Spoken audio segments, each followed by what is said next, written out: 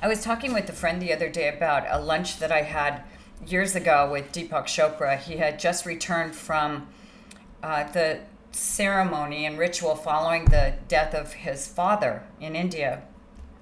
And after all of the ceremony and ritual, which was really mind blowing that someone could go through all that as a family member, he went as the eldest son to the family temple and spoke with the priest. And the reason for that was that there was a big book upon which was written the names of all of his ancestors and their births and deaths. And so his responsibility was to enter into this big, my mind says it was this big monstrous book with 1,000,000 pages, but it did have like hundreds of years of history of his family.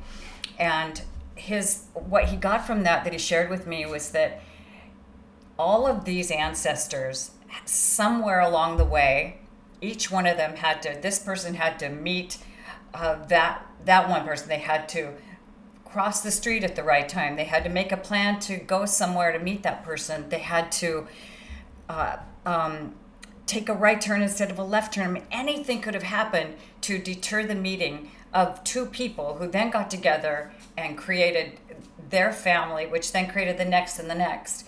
And by the way, also, I mean, like we as humans, like we women have like a certain dozen amount of eggs that we have to make babies with, and that one specific egg has to meet with that one of 1,000,000 of those little swimming sperm to create you, to create me.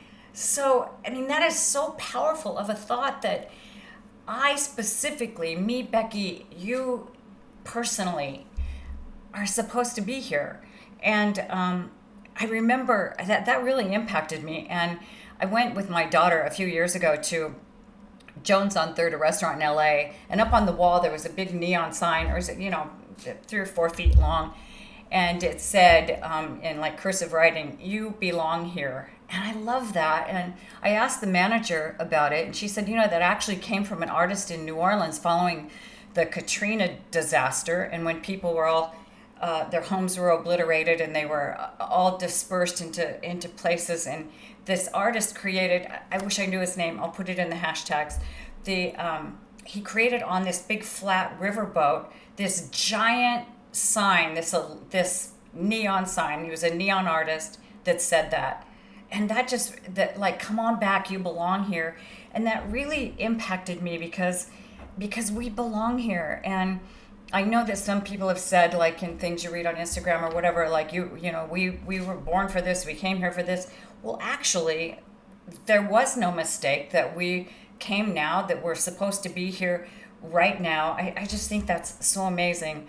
And so I was thinking the other day, about the Aerosmith song, which I love so much, like I don't want to miss a thing. And I was thinking about like, so I want to embrace life. I want to embrace life. Like, and I do believe that I do that. But I know that in the global circumstances, and personal circumstances, that we have so much resistance. I do, to not having Thanksgiving with my family together, to not having my social life that I used to have, to having the meaningful experiences like the La Jolla Playhouse Theater that I'm involved with and love so much. And all that's on pause for now. It hasn't gone away, but it's on pause for now. But when I'm in resistance to all that, it makes it worse for me, because here I am living by here, like my studio is like most of the time where I spend my days. And if I dig a deep hole for myself, I'm the one who has to climb back up out of that hole somehow. So the other thing is, I've learned this from Joe Dispenza. Your cells are listening to your mind, and your mind is listening to your cells. So don't believe everything you think. And when you see certain things that you decide, like, oh, I want to investigate that. Like I saw something on Instagram the other day, and I thought, like, wow, that must be true. And it isn't true for me. And maybe it's true. Maybe it could be true for someone, but does it serve you to go into that place? And then you've got to build your ladder to climb back out of that. So, I just thought that was really germane right now. And I don't want to miss a thing. I don't want to miss a minute of of interaction with people I love, and I don't want to miss a second of enjoying my art or looking outside or noticing nature, and it's just a different time, and we shall overcome because we belong here. Have a beautiful day.